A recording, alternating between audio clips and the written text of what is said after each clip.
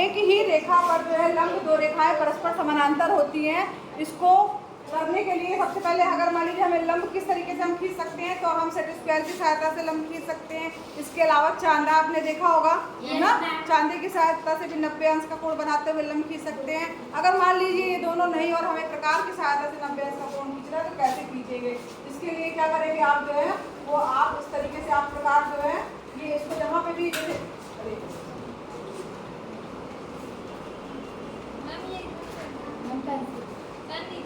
ये हाँ, अब यहाँ पर जो है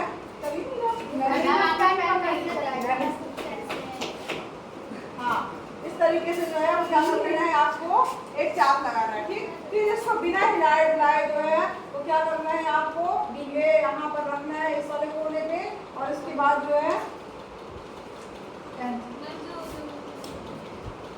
अरे यार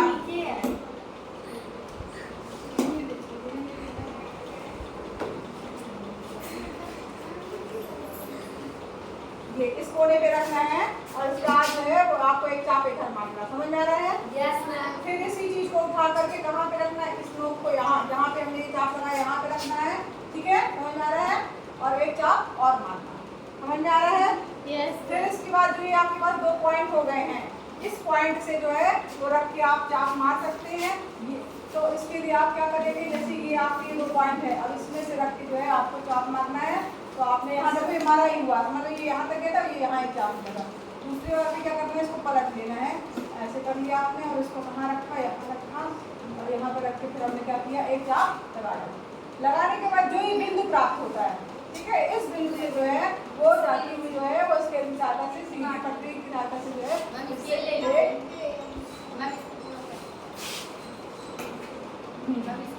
अब इसके बाद जो है इसके बाद आपको क्या करना है, स्केल की सहायता से जो है यार ये सब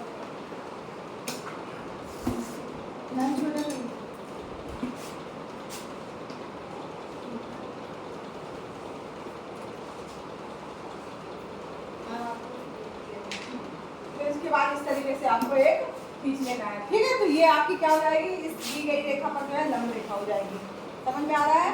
सेम यही प्रक्रिया दूसरी तरफ करेंगे तो दो लंब रेखाएं आपको प्राप्त होंगी।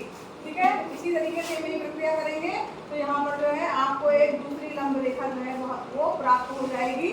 ठीक, तो इस प्रकार से ये दो लंब रेखाएं हैं। तो ये आपकी प्रमेय ये कहती है कि अगर दो लंब रेखाएं हैं तो वो परस्पर क्या होंगी, मतलब एक ये रेखा हो गई, ठीक, नीचे तक जाएगी और ये रेखा भी नीचे तक जाएगी।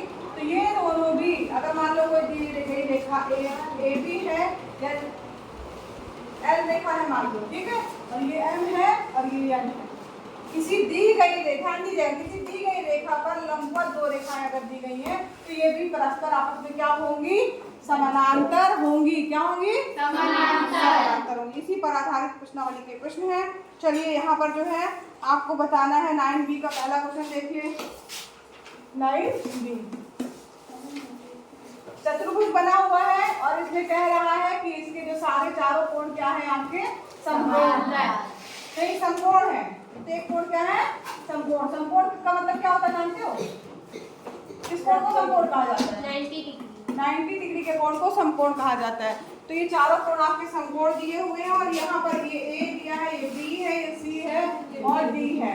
तो सत्यापित कीजिए कि ए बी यानी ए बी जो है वो किसके समानांतर है? सी डी के। ये हमें सिद्ध करना है। ठीक, ए बी समानांतर है सी डी, हमें सिद्ध करना है। ठीक है, ध्यान दे रहे हैं? Yes ma'am. इसके लिए हम क्या करेंगे, इसके लिए जो है हम इन चारों को जो है बढ़ा सकते हैं या रेखाखंड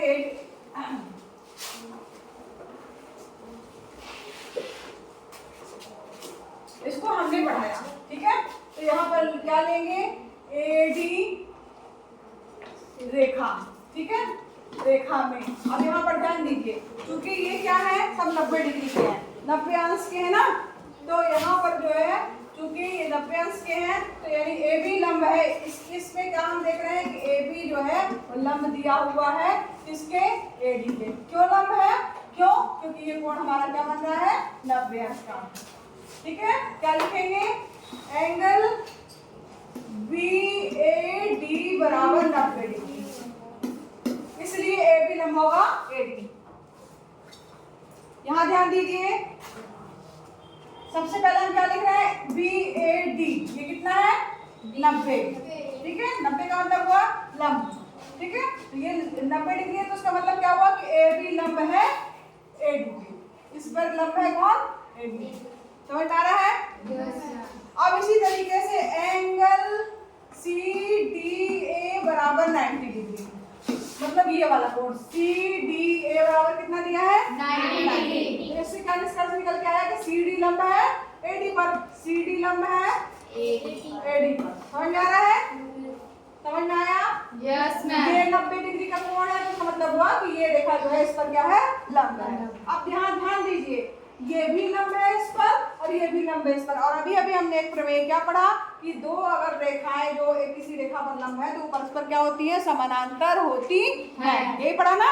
यस मैम। इसके अनुसार क्या हो जाएगा, AB समानांतर हो जाएगा CD, इसका मतलब हुआ ये रेखा जो ये लंब थी और ये रेखा जो ये लंब है, ये दोनों आपस में क्या है, समानांतर है, यही हमको सिद्ध करना था। समझ में आ रहा है? Yes ma'am. यहाँ तक सबको समझ में आया? Yes ma'am. बोलो। अब इसी तरीके से हमें दूसरा पॉइंट भी सिद्ध करना है, सिद्ध कीजिए कि AD समानांतर है BC पे, AD समानांतर है किसके, BC के। अब हमें ये सिद्ध करना है कि ये इसके समानांतर है, इसको सिद्ध करने के लिए जो है आप कोई भी इस रेखा को और बढ़ा दीजिए, ठीक है। अब यहाँ पर रेखा क्या समझ लीजिए कि DC में, अब DC रेखा में या रेखाखंड DC में या रेखा DC में, अब इसमें है क्या कि ये वाला कोण ध्यान दीजिएगा, हमें अब सिद्ध क्या करना है, तीसरा वाला जो सिद्ध करना है वो हमें सिद्ध करना है AD समानांतर है, सिद्ध क्या करना पहले लिख दीजिएगा कि AD हमको समानांतर सिद्ध करना है किसके, BC के, AD समानांतर। तो अब इस रेखा में ध्यान दीजिए ये वाला कोण कितना है, 90। तो यहाँ लिख देंगे एंगल ADC बराबर 90 डिग्री। अब ये 90 डिग्री का इसका मतलब क्या हुआ कि CD जो लंब है AD,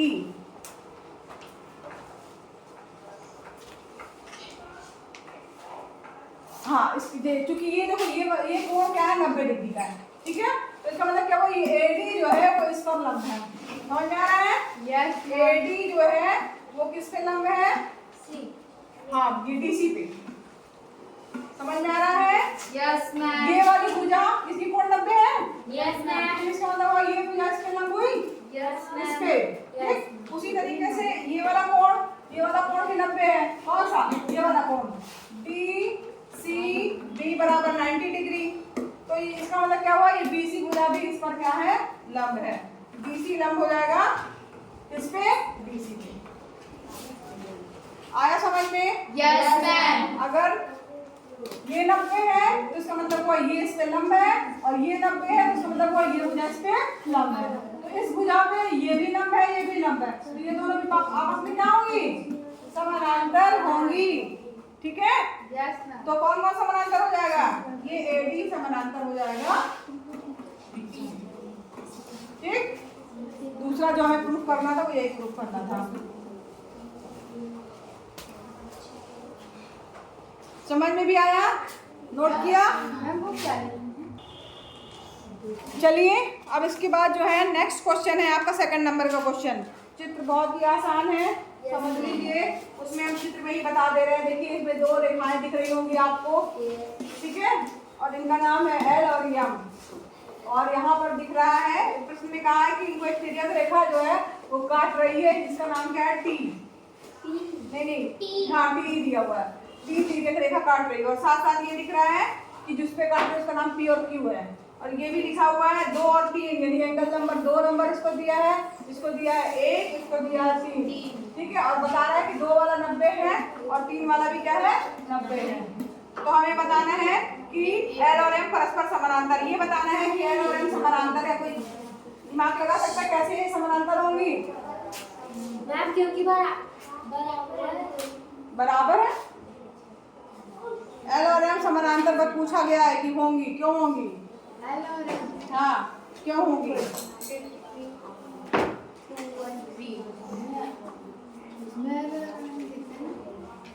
क्या एल है, ये एम है।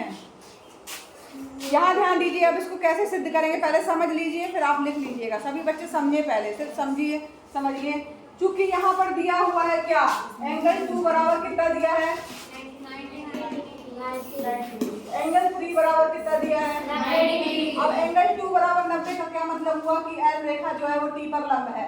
एल किस पे लंब है, टी पर। टी पर। इसी तरीके से एंगल 3 बराबर 90 डिग्री का क्या मतलब हुआ कि एम किस पे लंब है, एम पर। अरे एम टी पर, टी पर। एम किस पे लंब है, टी पर, पर। क्योंकि 90 डिग्री आ रहा है ना। अब देखो दोनों चीजें टी पर लंब है, तो ये क्या होंगी आपस में, समांतर।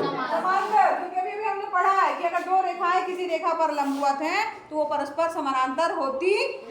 यहाँ पर लिखना पड़ेगा, अच्छा है L समानांतर M। क्यों, यहाँ कारण लिखिए, क्योंकि यहाँ पर कारण लिखना पड़ेगा क्या, जो अभी हमने प्रमेय पढ़ी है, क्या पढ़ी हुई है प्रमेय कि एक ही रेखा पर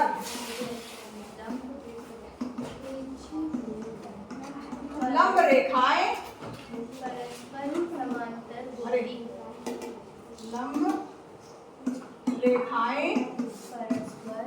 परस्पर समानांतर होती हैं। समांतर होती है।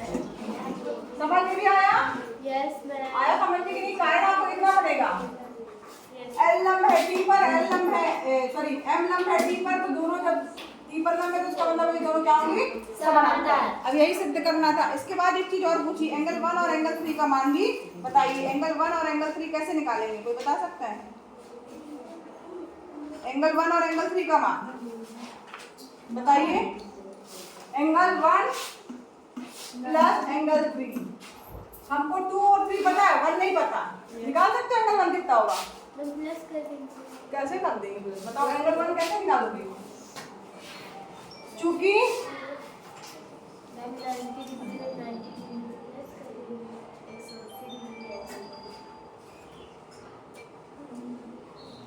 अब यहाँ पर देखो, यहाँ पर ये निकालेंगे कैसे, यहाँ पर निकालेंगे चूंकि एंगल 1 प्लस एंगल 2 बराबर क्या हो जाएगा, 180। क्यों, क्योंकि पूरी एक सीधी रेखा है, तो 1 और 2 का योग कितना होगा, क्या ऐसा कोण बना हुआ है तो इन दोनों कोणों का योग कितना होता है, ये यहाँ से यहाँ तक 180 होता है ना। तो यहाँ पर 1 एंगल 1 प्लस एंगल 2 बराबर क्या हो जाएगा, 180। 180 डिग्री। एक का मान हमें ज्ञात करना है और दो का मान 90 दिया हुआ है, तो 180 एंगल 1 बराबर क्या हो जाएगा, 180 माइनस 90, एंगल 1 बराबर क्या हो जाएगा, 90 डिग्री।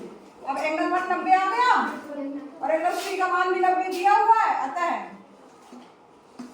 एंगल 1 प्लस एंगल 3 बराबर हो जाएगा 90 धन 90, यानी क्या हो जाएगा 180 डिग्री। ये आपका आंसर हो गया, एंगल 1 प्लस एंगल 3 बराबर 180 डिग्री। ठीक है, समझ में आया सबको? चौथा क्वेश्चन दिया है, ABCD एक वर्ग है, LMNO क्रम से जो है उनके मध्य बिंदु हैं, ठीक, भुजाओं के। तो कोण और भुजाएं नाप कर देखिए कि आकृति जो है वो एक वर्ग है। तो इसको आपको नाप करके कितने सेंटीमीटर जो भी आप बनाएंगे उसको नाप करके उसका जो है हल लिख लेना है कि ये जो है जो अंदर की आकृति बन रही वो भी क्या है, एक वर्ग है, क्योंकि उसकी चारों भुजाएं क्या आएंगी, आपकी बराबर आएंगी। ठीक है, नापना है केवल, ठीक है, नाप करके और जितने सेंटीमीटर है नाप के लिख दीजिए और फिर आएगा, चारों भुजाएं बराबर आएंगी तो उसका मतलब है वो वर्ग है। चलिए ये खत्म। कल इसके बाद इंपॉर्टेंट क्वेश्चन पढ़ेंगे, एक बहुत इंपॉर्टेंट है, इसको अच्छे से समझिए क्योंकि एग्जाम में लगभग आता ही आता है वो क्वेश्चन।